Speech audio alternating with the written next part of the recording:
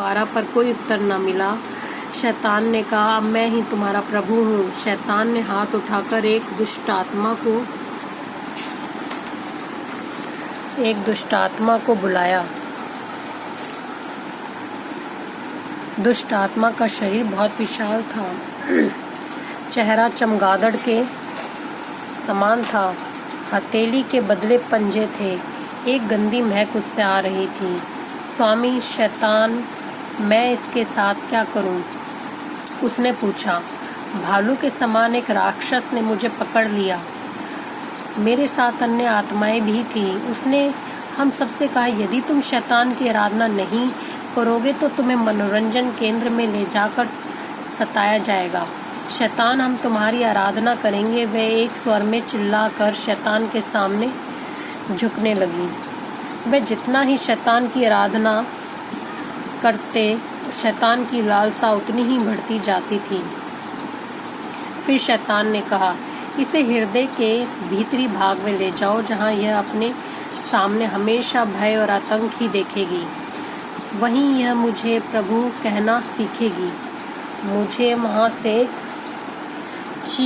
खींच कर ले जाया गया और एक अंधेरे किंतु ठंडे तथा चिपचिपे स्थान में फेंक दिया गया। एक ही साथ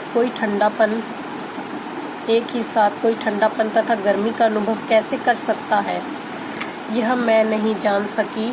लेकिन आग मेरे शरीर को जलाने लगी तथा कीड़े मेरे शरीर से निकलने और वापस घुसने लगे। मृतकों की चित्कार से मेरा पूरा वातावरण गूंजने लगा। तभी अचानक वहाँ यीशु प्रकट हुआ। उसने मुझे अपनी बाहों में ले लिया और शीघ्र ही मैंने खुद को अपने घर में पाया। मैं प्रभु से पूछ बैठी, प्रिय प्रभु यीशु, तुम कहाँ थे? मेरी आंखों से आंसू बहने लगे। बड़े प्रेम से यीशु ने कहा, मेरी बेटी, नरक वास्तविक है, लेकिन तुम यह तब तक ठीक नहीं जान सकती थी जब तक खुद अनुभव करके देख ना ली होती। अब तुम सच्चाई जान गई हो, और यह भी कि नरक में खो जाने का क्या अर्थ है। अब तुम्हें इस विषय में कोई संदेह नहीं रहेगा और तुम नरक के बारे में दूसरों को बता सकोगी। मैं इतना दुखी और थकी हुई थी कि यीशु के हाथों में गिर गई। आने वाले दिनों में मेरी तबीयत खराब हो गई। मेरी आत्मा बहुत दुखी थी। नरक के आतंक मेरी आंखों के सामने नाचते थे। मुझे ठीक होने में कई दिन लग गए।